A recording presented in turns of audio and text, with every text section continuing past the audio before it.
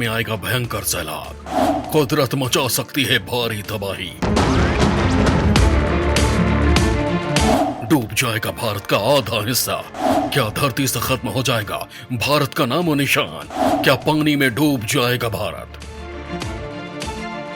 भारत जो 3 तरफ से पानी से घिरा हुआ है, जल्द ही ये पानी उसे ही ले डूबने वाला है। जी हाँ, जल्द ही कुदरत का ऐसा कहर बरसने वाला है कि भारत के तटीय इलाके पानी में डूब जाएंगे। इस तबाही में करीब 5 करोड़ लोग मौत के आगोश में चले जाएंगे। भारत के मुंबई, गोवा, चेन्नई जैसे तटीय इलाकों के नामो निशान ही खत्म हो जाएंगे और समुद्र में डूब जाएंगे। ये अफवाह नहीं, ये सच है। मौसम विभाग की ओर से जारी की गई ये चेतावनी कोई मजाक नहीं है, एक सच है। हम आपको बताएंगे कि क्या होने वाला है ऐसा कि भारत के ये तटीय इलाके डूबने की कगार पर पहुंच चुके हैं। क्या है इस तबाही का कारण? क्या सच होगा खतरा? हम जानेंगे इन सभी सवालों के जवाब इस वीडियो में। आप देखिए इस वीडियो को, जहां छिपा है भारत की तबाही का पूरा सच। पानी में डूब जाएंगे भारत के तटीय इलाके। जलवायु परिवर्तन के दिखने लगे हैं दुष्परिणाम। 5 करोड़ लोगों की जिंदगी हो सकती है तबाह। दोस्तों, हिंद महासागर से 3 तरफ से घिरे भारत में जलवायु परिवर्तन के कारण तबाही मच सकती है। संयुक्त राष्ट्र के जलवायु परिवर्तन पर inter governmental panel on climate change यानी IPCC की ताजा रिपोर्ट में भारत के लिए कई चिंताजनक तथ्य सामने आए हैं। इस रिपोर्ट की माने तो भारत एक ऐसा देश है जो जलवायु परिवर्तन से सबसे अधिक आर्थिक रूप से प्रभावित होता है। यही नहीं, सदी के अंत तक भारत में करीब 5 करोड़ लोगों की जिंदगी खतरे में पड़ सकती है।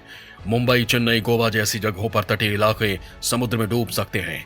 IPCC की रिपोर्ट के मुताबिक ग्लोबल वार्मिंग से समुद्र का स्तर बढ़ रहा है। समुद्र स्तर में वृद्धि के कारण समुद्र के तटीय वाले इलाकों में स्थिति सबसे खराब होने वाली है। भारत 3 तरफ से समुद्र से घिरा हुआ है, जिसके कारण उसकी परेशानी सबसे ज्यादा बढ़ने वाली है। आंकड़ों के मुताबिक भारत में लगभग 3.5 करोड़ लोगों को ग्लोबल वार्मिंग के चलते तटीय बाढ़ों का सामना करना पड़ सकता है। अगर यही हाल रहा तो देश के तटीय शहरों जैसे मुंबई, चेन्नई, गोवा, विशाखापत्तनम, ओडिशा में बढ़ते समुद्री जलस्तर से निचले इलाके जलमग्न हो जाएंगे। ग्लोबल वार्मिंग के कारण इन शहरों में समुद्र का तापमान 0.8 डिग्री बढ़ने से चक्रवातों के आने की दर बढ़ने लगी है और उनकी तीव्रता बढ़ने से वो और उग्र होकर बार बार आने लगे हैं।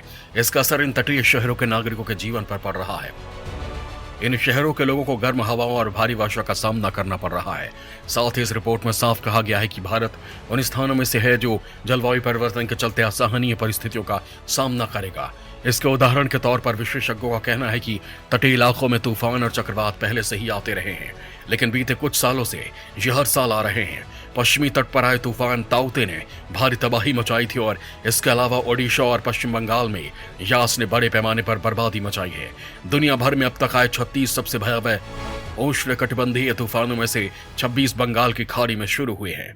एहतियातन उपायों के जरिए जान के नुकसान पर तो अंकुश लगाने में कुछ हद तक कामयाबी मिली है, लेकिन संपत्ति, पर्यावरण और खेतों को होने वाले नुकसान की भरपाई लगभग असंभव है। यास की वजह से समुद्र के खारे पानी ने सुंदरबन इलाके में हजारों एकड़ खेतों को बर्बाद कर दिया है। उनको खेती के लायक बनाने में कई बरस लग सकते हैं। विशेषज्ञों का कहना है कि जलवायु परिवर्तन या ग्लोबल वार्मिंग के कारण हर साल तापमान बढ़ रहा है। इससे समुद्री सतह गर्म हो रही है, नतीजतन उसके ऊपर चलने वाले हवाएं भी शीघ्र सामान्य से ज्यादा गर्म हो जाती हैं। मौसम वैज्ञानिक बताते हैं कि अरब सागर के मुकाबले बंगाल की खाड़ी ज्यादा गर्म है। इस कारण यहाँ पर बनने वाले कम दबाव के क्षेत्र को तूफान में बदलने के लिए पर्याप्त मौसमी मदद मिल जाती है। मैदानी इलाकों के तापमान में दर्ज हो रही बढ़ोतरी, गर्मी और उमस से बेहाल होगी लोगों की जिंदगी। वहीं मैदानी इलाकों को लेकर भी चेतावनी दी गई है। विशेषज्ञों का कहना है कि भारत के मैदानी शहरों जैसे दिल्ली, बिहार, पटना, लखनऊ, हैदराबाद में जलवायु परिवर्तन के चलते गर्मी इतनी बढ़ गई है कि वो असहनीय होती जा रही है। जानलेवा गर्मी और सर्दी के मौसम में भयानक सर्दी जैसे चरम मौसमी स्थितियां बन चुकी हैं। रिपोर्ट में यह भी बताया गया है कि वेट बल्ब यानी गर्मी और उमस से मिलकर अगर तापमान 31 डिग्री सेल्सियस पहुंच जाता है तो ये स्थिति बेहद खतरनाक होती है। ऐसे में उत्तरी और भारत के कई हिस्से सदी के अंत तक 31 डिग्री सेल्सियस से अधिक खतरनाक वेट बल्ब तापमान का अनुभव करेंगे।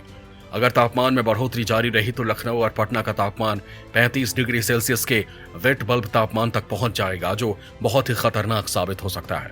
इसके बाद भुवनेश्वर, चेन्नई, मुंबई, इंदौर और अहमदाबाद में वेट बल्ब तापमान 32 से 34 डिग्री सेल्सियस तक पहुंचने का अनुमान है। कुल मिलाकर कहें तो असम, मेघालय, त्रिपुरा, पश्चिम बंगाल, बिहार, झारखंड, ओडिशा, छत्तीसगढ़, उत्तर प्रदेश, हरियाणा और पंजाब सबसे अधिक प्रभावित होंगे।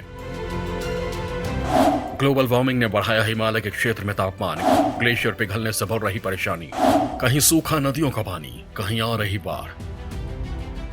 भारत के हिमालय क्षेत्र की बात करें तो यहाँ की स्थिति भी खराब हो चुकी है। ग्लोबल वार्मिंग के कारण हिमालय के गोद में बसे नगरों में ग्लेशियर की बर्फ पिघलने की रफ्तार में तेजी से बढ़ रही है। कभी पानी की कमी तो कभी बाढ़ जैसे पर्यावरणीय दुष्प्रभावों की वजह से ये स्थितियां पैदा हो रही हैं, जिनकी भरपाई भी इंसान शायद ही कर पाए। इनमें चमोली जैसे हादसों की याद दिलाने की जरूरत नहीं है। उत्तराखंड में ग्लेशियर टूटने और भूस्खलन समेत तमाम घटनाएं समय समय पर सामने आती रहती हैं। ग्लेशियर में झीलों के बनने की घटनाएं भी बढ़ती जा रही हैं, जो आने वाले समय में किसी खतरे से कम नहीं है। इसको लेकर वैज्ञानिकों ने एक बार फिर सजग रहने की हिदायत दी है। वैज्ञानिकों का कहना है कि हमें तत्काल इंसानों द्वारा किए जा रहे जलवायु परिवर्तन को रोकना होगा, नहीं तो इसके परिणाम इतने भयानक होंगे कि मानव उन्हें चाह कर भी रोक नहीं पाएगा। उत्तराखंड में करीब 1200 ग्लेशियर झील हैं, जिसमें से एक भी झील खतरनाक नहीं है। बावजूद इसके ग्लेशियर लेक के टूटने का खतरा बना रहता है।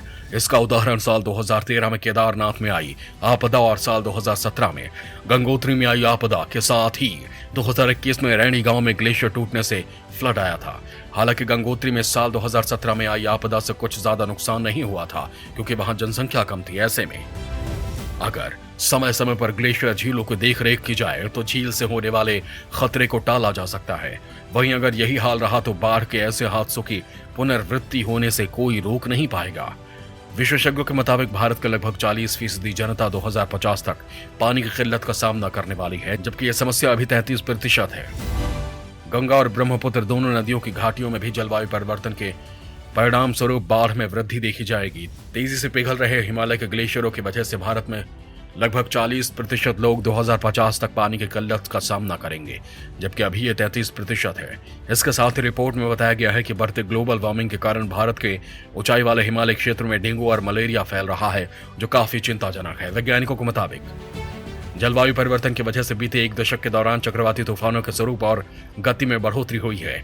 वो बताते हैं कि इस केंद्र में जलवायु परिवर्तन के असर के तमाम पहलुओं का गहराई से अध्ययन किया जाएगा, ताकि उनसे निपटने या कम से कम उसके असर को कम करने के लिए ठोस योजनाएं बनाई जा सके। विशेषज्ञों का यह भी कहना है कि हिमालयी इलाके में बढ़ने वाली कार्बन की मात्रा भारत ही नहीं, पूरी दुनिया के लिए खतरे की घंटी है। इलाके के पारिस्थितिकी तंत्र बिगड़ने का असर व्यापक और दूरगामी होगा।